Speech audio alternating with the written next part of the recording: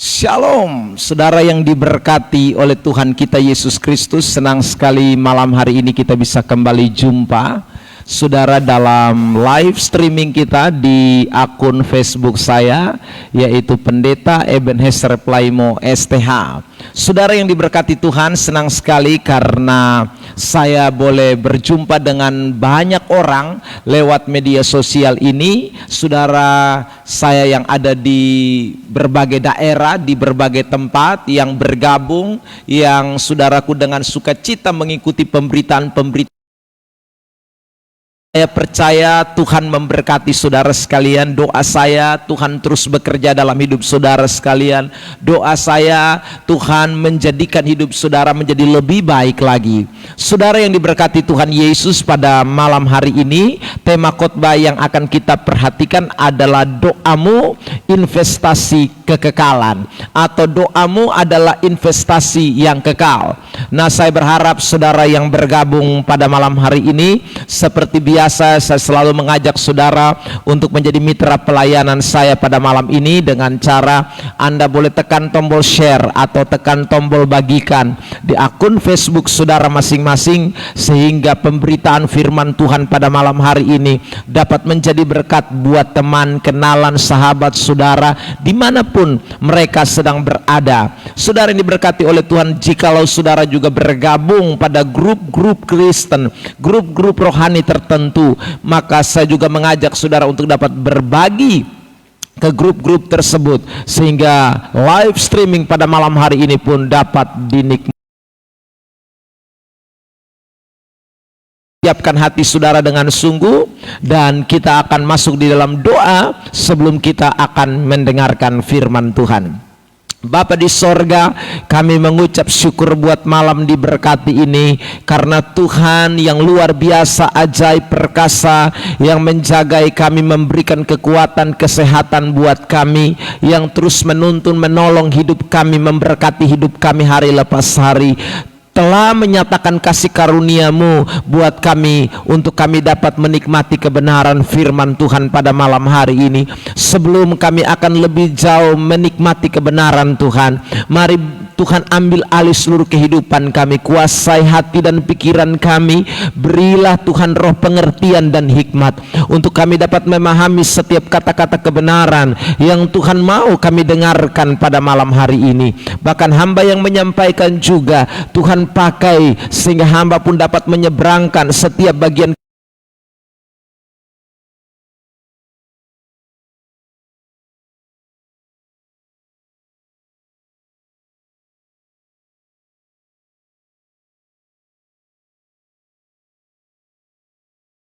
hidup kami, dan biar nama Tuhan ditinggikan, dipuji, dipermuliakan. Hamba tahu Tuhan setiap kami punya dengan pergumulan masing-masing, tapi hamba yakin waktu pemberitaan firman disampaikan, kuasa kebenaran itu, kekuatan Allah itu boleh menjangkau setiap pribadi lepas pribadi, sehingga yang lemah dikuatkan, yang sakit disembuhkan, yang susah diberikan penghiburan, yang membutuhkan pertolongan mendapatkan pertolongan. Dalam nama Yesus Tuhan nyatakan itu pada malam hari ini. Terima kasih Tuhan, pakai semua alat yang kami pakai malam hari ini, bahkan jaringan internet kami taruh ke dalam tangan kasih-Mu. Tuhan ambil alih sehingga semua pemberitaan dapat berjalan dengan baik. Terima kasih, segala hormat hanya bagi Tuhan. Dalam nama Yesus kami sudah berdoa, amin. Bapak Ibu Saudara yang diberkati oleh Tuhan, doamu adalah investasi kekekalan. Nah, ayat yang akan menjadi rujukan pernyataan saya atau tema khotbah yang saya sampaikan malam hari ini, mari kita bisa lihat di dalam kitab Wahyu pasal yang ke-5 ayat yang ke-8. Begini bunyi firman Allah, ketika ia mengambil gulungan kitab itu, tersungkurlah keempat makhluk dan ke-24 tua-tua itu di hadapan anak domba itu, masing-masing memegang satu kecapi dan satu cawan emas penuh dengan kemenyan. Itulah doa orang-orang kudus. Kalau kita memperhatikan secara kontekstual dari kitab Wahyu pasal yang kelima, saudara, ini adalah cerita atau peristiwa yang terjadi bukan di bumi. Ini peristiwa yang terjadi di sorga. Karena dalam pasal 4 ayat yang pertama, di sana dikatakan bahwa Yohanes melihat langit terbuka dan dia melihat sorga. Dia kemudian melihat berbagai peristiwa kejadian yang terjadi di sorga. Dan salah satu yang kita temukan di dalam ayat yang ke-8, bahwa Yesus mengambil gulungan kitab itu, lalu di sana tersungkur keempat makhluk dan ke-24 tua-tua.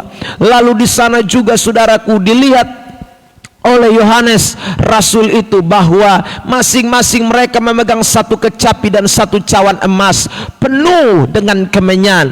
Dan Alkitab memberikan penjelasan kepada kita bahwa kemenyan atau cawan emas yang penuh dengan kemenyan itu adalah bicara tentang doa orang-orang kudus. Jadi saudara yang diberkati oleh Tuhan, doa kita hari ini itu bukan hanya sekedar sebuah kata-kata yang kita keluarkan lalu hilang begitu saja, atau doa yang setelah mendapatkan jawaban lalu selesai.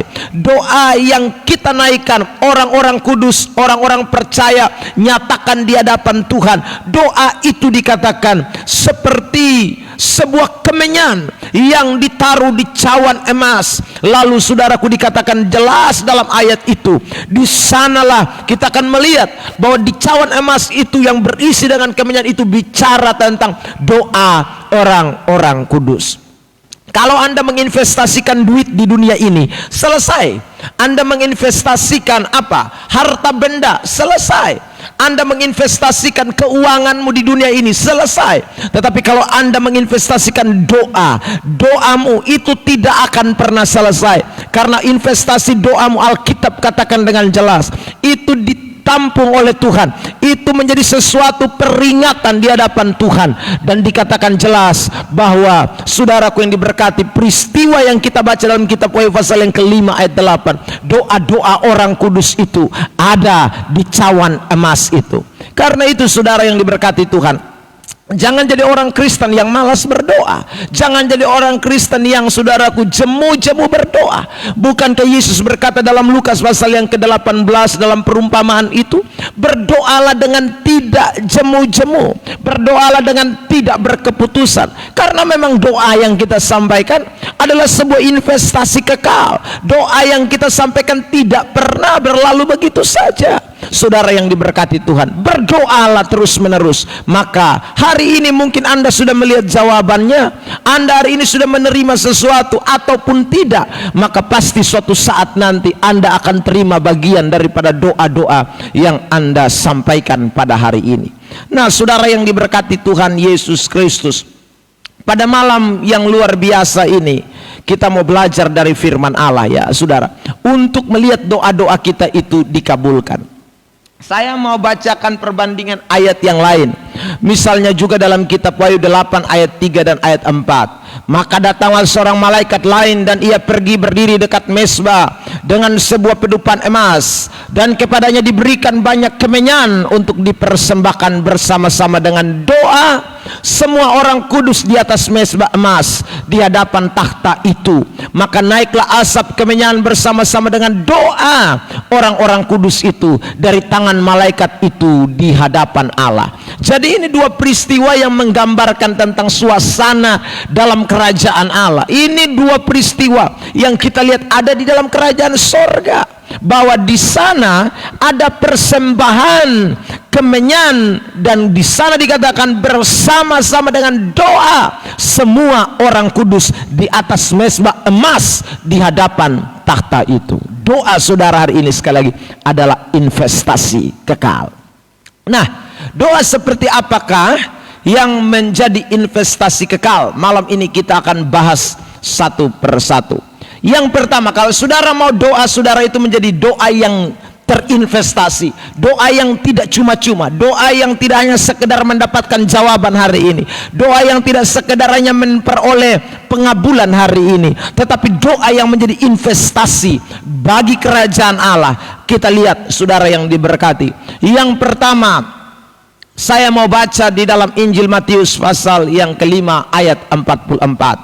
Tetapi aku berkata kepadamu, kasihilah musuhmu dan berdoalah bagi mereka yang menganiaya kamu.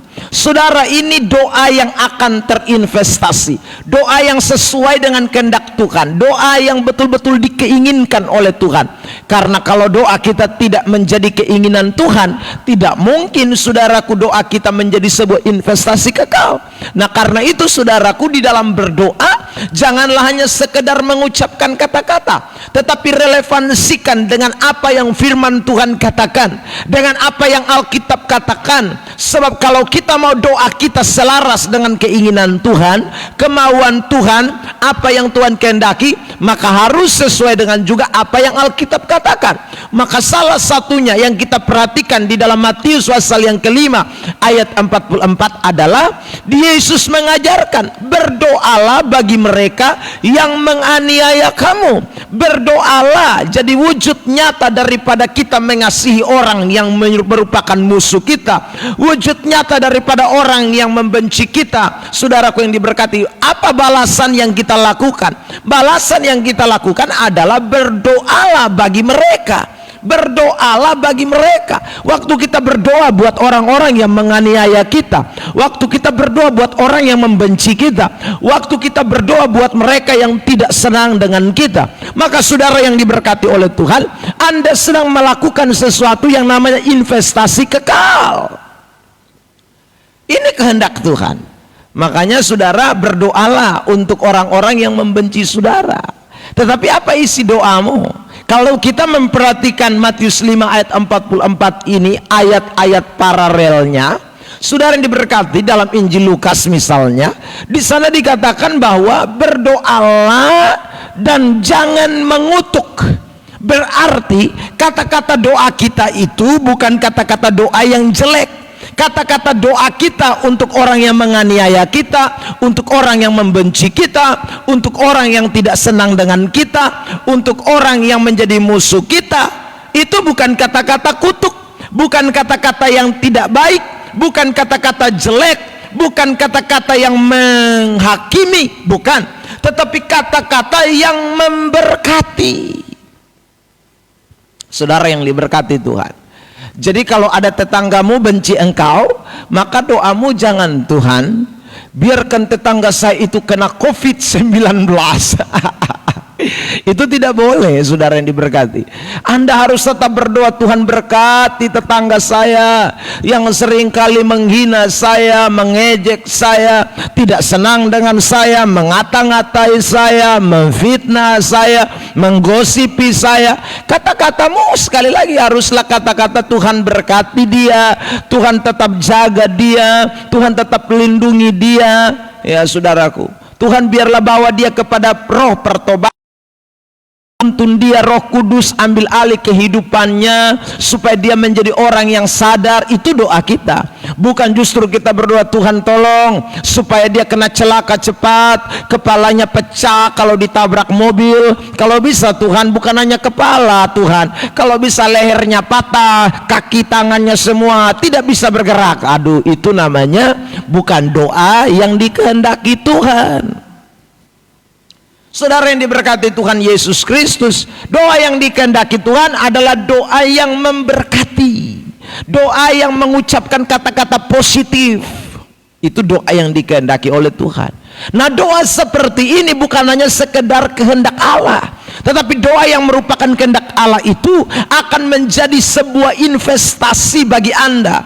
Doa orang-orang kudus itu, doa seperti ini yang dinilai Tuhan sebagai doa yang bernilai kemenyan, yang ditampung dalam cawan emas menurut kitab Wahyu pasal yang kelima ayat yang ke-8. Tidak akan sia-sia. Saudara yang diberkati Tuhan, diperhitungkan Tuhan. Ya, berdoalah mulai hari ini buat musuhmu, buat orang-orang yang tidak senang dengan engkau. Ya, saudara yang diberkati, coba ya kita baca itu Lukas 6 ayat 27 ya. Saya bacakan buat saudara Lukas 6 ayat 27. biar kita lebih terang nih. Tetapi kepada kamu yang mendengarkan aku berkata, kasihilah musuhmu, berbuat baiklah kepada orang yang membenci kamu. Berbuat baiklah kepada orang yang membenci kamu. Bukan berbuat jelek, berbuat baik. Kata-kata baik, kata-kata positif itu yang harus diucapkan di dalam doa kita. Di ayat yang ke-28 Lukas pasal yang ke-5 tadi saya bilang, Lukas pasal yang ke-5 ayat yang ke-28 ya. Perhatikan, saya bacakan firman Tuhan. Lukas pasal yang ke-5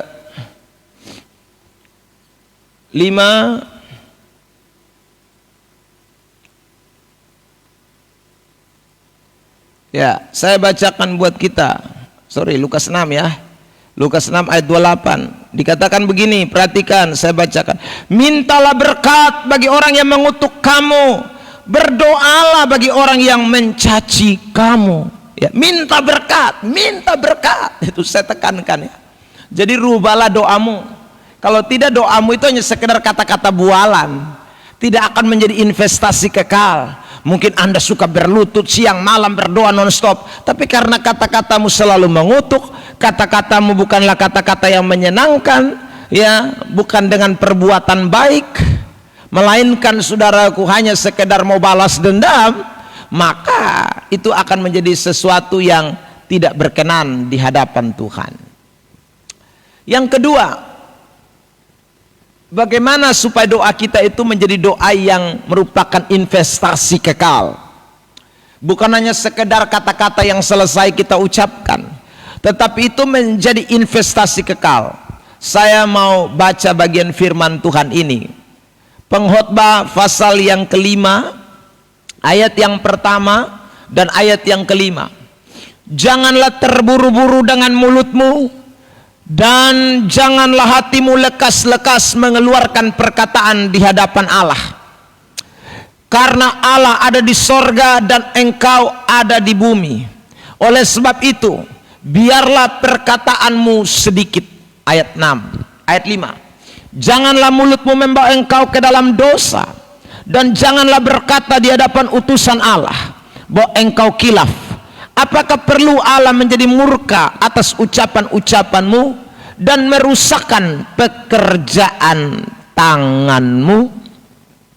Saudara yang diberkati Tuhan Yesus Kristus, doa yang merupakan doa yang sungguh-sungguh adalah doa yang bukan hanya sekedar kita mau ucap-ucapkan saja. Karena waktu kita berdoa kita sedang mengucapkan sesuatu di hadapan Allah. Karena itu dikatakan jangan terburu-buru dalam mengeluarkan kata-kata dari mulutmu. Janganlah hatimu lekas mengeluarkan kata-kata di hadapan Allah, karena Allah di sorga dan engkau ada di bumi. Ada orang yang saudaraku waktu berdoa dia tidak sungguh-sungguh mengucapkan kata-katanya dengan penuh penghayatan, dengan penuh kesadaran. Orang yang berdoa dia harus tahu bahwa dia sedang berkata-kata kepada Tuhan, dia sedang berkata-kata kepada Allah. Maka kata-kata yang harus diucapkan itu bukan, sekali lagi saya mau sampaikan, bukan kata-kata puitis, tidak, tetapi kalimat di dalam Pengkhotbah pasal yang ke-5 ayat yang pertama dan ayat yang ke-5 ini memberikan sebuah pernyataan bahwa kalau kita berdoa di hadapan Allah itu berbicara tentang hubungan vertikal. Maka kata-kata yang kita ucapkan itu kata-kata yang bertanggung jawab, kata-kata yang bukan hanya manis di bibir. Kata-kata yang kita ucapkan itu adalah kata-kata yang sungguh-sungguh kita sampaikan kepada Tuhan, Sang Pencipta alam semesta, pemilik bumi ini, saudaraku, pemilik kehidupan. Itu penting untuk kita renungkan, saudara yang diberkati Tuhan, ya. Pada malam hari ini, dimanapun Anda menyaksikan tayangan live streaming ini, doa seperti inilah yang akan menjadi doa yang terinvestasi. Jadi kalau kita ucapkan kata-kata doa, ingat, jangan ikut-ikut orang, gaya-gaya orang, ya saudara. Ada orang doa tuh karena ikut gaya-gaya orang.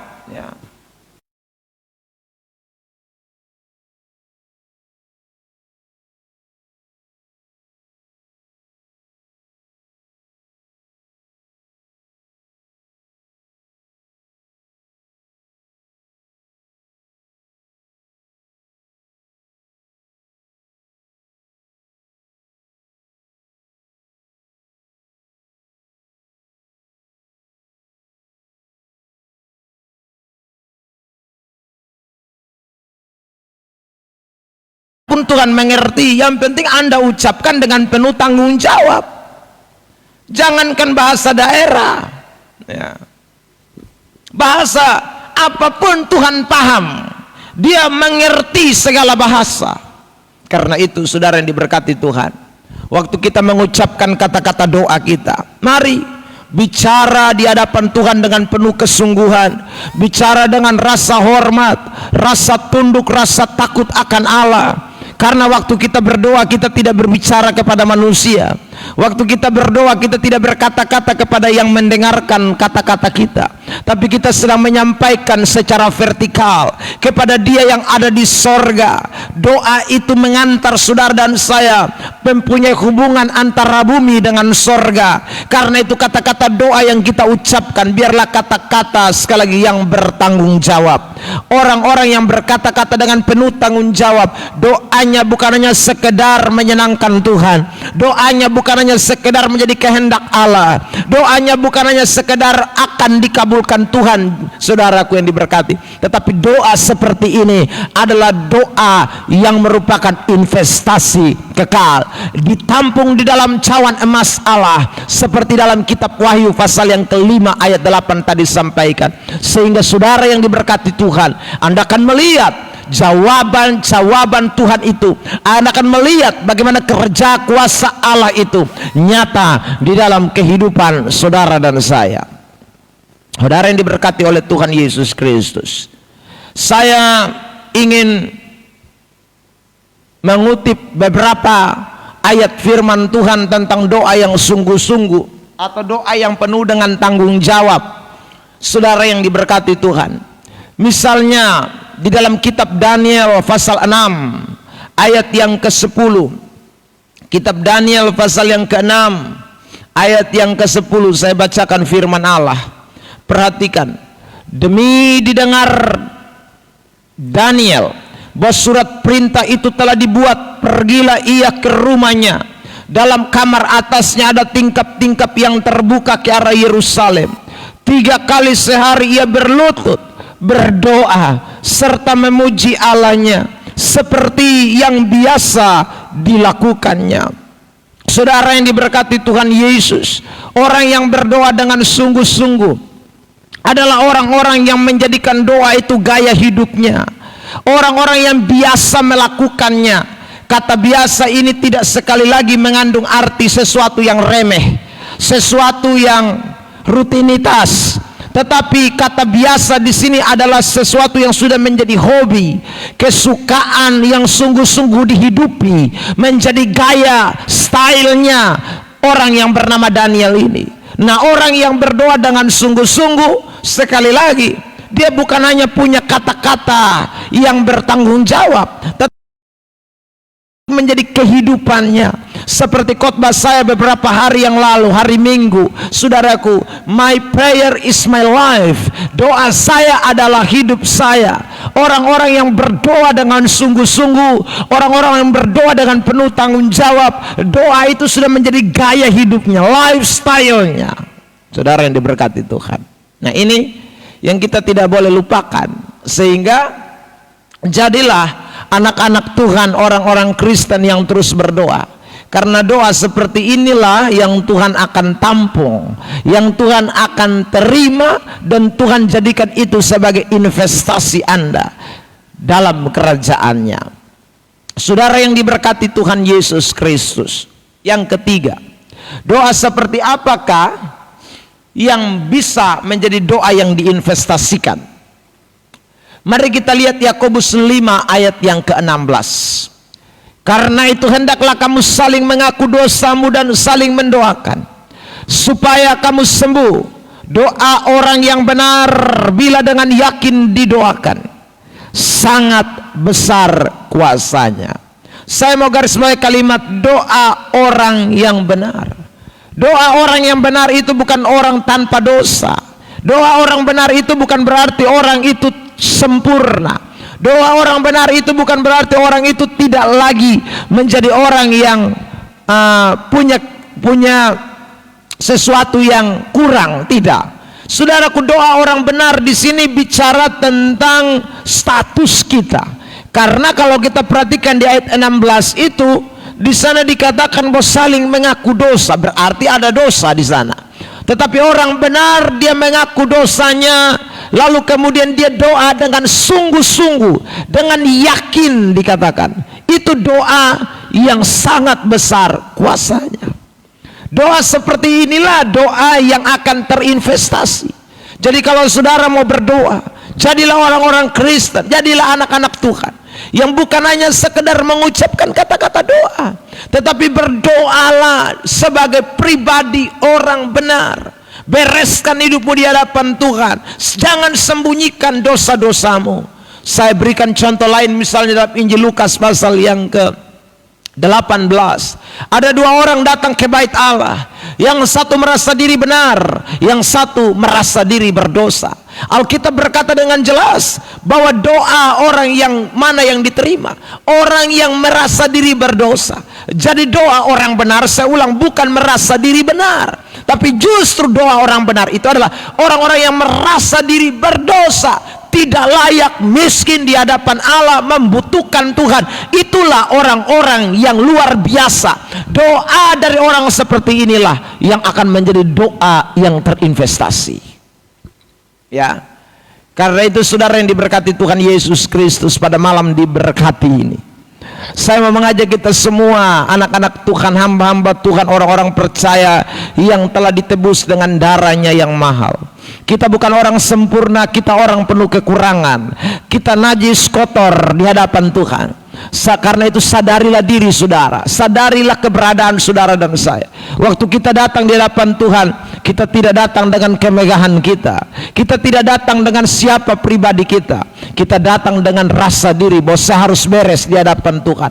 Pengakuan kita untuk dibereskan, kesadaran kita, ketundukan kita kepada Allah, itu akan membuat Allah bekerja mutlak atas hidup kita. Doa seperti ini yang disebut dengan doa orang benar, yang yakin didoakan, sangat besar kuasanya. Berhenti, datang dan mulai mendikte Tuhan dengan segala macam kelebihan kita. Dan berhentilah saudaraku, datang dan berkata kepada Tuhan dengan segala sesuatu yang kita pernah buat di hadapan Tuhan. Karena doa seperti ini doa kesombongan, doa seperti ini bukan doa yang menyenangkan, doa seperti ini bukan doa yang patut diterima, doa seperti inilah doa yang tidak berkenan kepada Allah. Itu ciri yang tidak boleh kita lupakan dari doa orang benar. Makanya kalau kita memperhatikan lanjutan daripada Yakobus pasal yang ke-5, Elia mengaku dirinya, saya orang biasa. Dia tidak berkata bahwa saya hebat, saya ini nabi, saya ini orang yang dipakai Tuhan. Tidak, dia hanya orang biasa. Doa orang biasa, bukan orang yang luar biasa. Tapi orang biasa itu doanya menjadi luar biasa, karena sekali lagi dia tahu diri biasa, dia penuh dengan ketidaksempurnaan, dan ketika dia tidak penuh dengan kesempurnaan, kuasa Tuhan menjadi nyata. Makanya Rasul Paulus pernah berdoa 3 kali dan Yesus berkata, Tuhan Allah berkata kepadanya, cukuplah kasih karuniaku bagi kamu, justru dalam kelemahanlah kuasaku menjadi sempurna. Kalau kita melihat kontekstual dari ayat itu jelas, saudaraku, ada duri dalam daging yang diberikan oleh Tuhan dalam dirinya Paulus. Duri itu tidak dicabut-cabut, saudaraku, supaya Paulus tidak meninggikan diri, supaya Paulus tidak menyombongkan diri atas penyataan-penyataan, atas keberhasilan-keberhasilan dalam dirinya. Rupanya Tuhan mau bahwa kita tetap tunduk seperti padi yang berisi dan tetap tunduk di hadapan Tuhan. Itulah orang-orang yang akan melihat, saudaraku, bagaimana kata-kata doanya, ucapan-ucapannya itu menjadi investasi kekal dalam kerajaan Allah. Ini 3 hal yang tidak boleh kita abaikan, saudaraku, di dalam kita berdoa. Sehingga doa kita bukan hanya sekedar ucapan hari ini, tetapi berdampak kekekalan. Doa kita berdampak kekekalan. 1, kalau doa saudara dan saya adalah doa yang dinaikkan bukan hanya untuk orang-orang tertentu saja yang kita kasihi, tapi berdoalah untuk orang yang menganiaya engkau, yang menjadi musuhmu, yang mencela engkau, yang menghina engkau, yang mengatakan sesuatu yang tidak menyenangkan tentang engkau. Berdoalah buat dia. Yang kedua, saudara yang diberkati, orang-orang yang berdoa dan doanya menjadi investasi kekal adalah orang-orang yang mengucapkan kata-kata dengan penuh tanggung jawab, bukan hanya sekedar berkata asal mau, bukan hanya berkata-kata dengan nafsunya, bukan berkata-kata atas keinginan diri sendiri, tapi berkata-kata dengan penuh tanggung jawab, menjadi sesuatu yang sudah menjadi lifestyle-nya. Saudaraku, doa itu dihidupi dalam kehidupannya. Orang-orang seperti itu yang bukan hanya sekadar berdoa hari ini, tapi doanya menjadi investasi kekal. Dan yang ketiga, Bapak Ibu Saudara yang diberkati Tuhan, ingat baik-baik, jangan lupa berdoalah sebagai bukan pribadi kita merasa diri benar. Doa orang benar itu adalah bicara tentang status yang kita diberikan Tuhan kepada kita. Maksudnya adalah kita orang berdosa, kita penuh dengan kekurangan, kita penuh dengan segala keterbatasan, kita najis, kita kotor. Tapi waktu kita datang di hadapan Tuhan, kita merendahkan diri, kita tersungkur, kita menyerahkan hidup kita kepada Tuhan. Di sanalah kuasa doa itu menjadi besar. Tuhan Yesus memberkati kita semua. 30 menit lebih saya menemani saudara di dalam renungan khotbah malam hari ini dengan tema doamu investasi kekal. Saya percaya setiap saudara dan saya boleh didorong oleh kebenaran firman Allah ini untuk kita terus menjadi orang-orang yang tidak jemu-jemu di dalam berdoa, karena doa kita bukan hanya sekedar kata-kata yang berlalu, tapi doa kita adalah investasi kekal yang akan kita tuai waktu Tuhan Yesus datang kembali yang kedua kali. Saudara yang diberkati, Paulus pernah berkata di dalam suratan Galatia pasal yang ke-6 bahwa berbuat baiklah, jangan jemu-jemu berbuat baik. Salah satu perbuatan baik yang kita lakukan adalah waktu kita berdoa dengan sungguh-sungguh di hadapan hadirat Tuhan. Kita berdoa bukan untuk selamat, kita berdoa bukan hanya sekadar untuk mendapatkan jawaban, kita berdoa karena kita tahu itu ada sesuatu yang baik yang kita harus lakukan di hadapan Allah. Dan waktu Anda melakukan itu, Anda sedang menginvestasikan. Dan saya percaya apa yang Alkitab katakan, bahwa saudara, waktu Yesus datang kembali, dia menghakimi orang-orang yang hidup dan yang mati, orang-orang fasik dan orang-orang berdosa, dan juga orang-orang yang telah dibenarkan, yaitu saudara dan saya. Penghakiman yang Tuhan berikan kepada kita tentu berbeda. Bagi mereka yang fasik, bagi mereka yang berdosa, bagi mereka yang tidak mau bertobat, mereka akan dihukum dalam perapian yang menyala-nyala, neraka yang kekal itu. Tapi bagi saudara dan saya yang telah menerima Kristus Yesus sebagai Tuhan dan Juru Selamat, yang tekun di dalam doa, doa kita akan menjadi sesuatu yang luar biasa. Karena waktu itu, pada pengadilan itu, kita akan menerima upah sesuai dengan yang Tuhan janjikan buat setiap orang, sesuai dengan takarannya, sesuai dengan investasi yang telah dibuatnya selagi dia masih hidup di bawah kolong langit ini. Kiranya Tuhan Yesus memberkati kita. Saudara yang baru bergabung di akhir daripada khotbah ini, saya mengajak Anda untuk tetap jadi mitra pelayanan saya dengan cara Anda boleh tekan tombol share, tekan tombol bagikan buat semua orang, teman, kenalan, ataupun siapapun Facebook saudara. Dan percayalah, waktu Anda membagikan, Anda juga menjadi saluran berkat buat orang lain. Sampai ketemu di lain kesempatan. Kalau Tuhan izinkan, besok malam kita akan kembali ketemu di waktu yang sama, 7:30 atau jam 8 malam waktu Indonesia Tengah. Itu dua waktu yang seringkali saya pakai untuk live streaming. Tuhan Yesus memberkati kita sekalian. Tundukkan kepala dan kita berdoa. Bapa di sorga, kami mengucap syukur buat malam diberkati ini, buat firman yang sudah Tuhan sampaikan buat kami. Biarlah menggairahkan kami untuk tidak pernah berhenti, terus berdoa, terus menyatakan segala sesuatu di hadapan Tuhan, karena doa bicara hubungan kami dengan Tuhan. Tolong kami Bapa di sorga, nyatakan terus kebenaran ini menggema lewat pekerjaan Roh Kudus dalam hati dan pikiran kami, sehingga kami tidak mendengar lalu melupakan, tapi itu benar-benar menjadi bagian atas kehidupan kami. Terima kasih kasih Bapa di sorga, berkati setiap mereka sudah mengikuti live streaming, bahkan mereka sudah membagikan, men-share kepada banyak orang. Oh Tuhan, berkati ada ribuan orang yang sudah menyaksikan beberapa rangkaian khotbah yang hamba sudah sampaikan. Oh Tuhan, tolong berkati mereka, sebab hamba tidak kenal mereka, tapi Engkau kenal siapa mereka. Engkau tahu pergumulan mereka, Engkau tahu apa yang mereka hadapi. Hamba doakan di dalam nama Tuhan Yesus Kristus, ampuni mereka yang berdosa, yang bertobat Tuhan, bawa mereka kepada hal-hal yang luar biasa. Oh Tuhan, tolong beri roh pertobatan itu kepada kami. Dan lebih jauh daripada itu Tuhan, segala hal yang kami hadapi dalam hidup ini, Allah berperkara dalam kehidupan kami, mendatangkan kebaikan lepas kebaikan, seperti janji kebenaran firman-Mu. Terima kasih Bapa di sorga buat kasih setiamu yang begitu luar biasa, anugerah Tuhan yang dahsyat atas kehidupan kami, sehingga Tuhan kami boleh ada sebagaimana kami ada hari ini. Terima kasih Tuhan, kalau Tuhan izinkan kami akan ketemu di lain kesempatan pada besok hari. Tuhan beri kami waktu sehingga kebenaran yang baru kami dapat dengarkan kembali. Terima kasih, segala hormat hanya bagi Tuhan. Dalam nama Kristus kami sudah berdoa mengucap syukur. Amin. Sampai ketemu. Shalom. God bless you.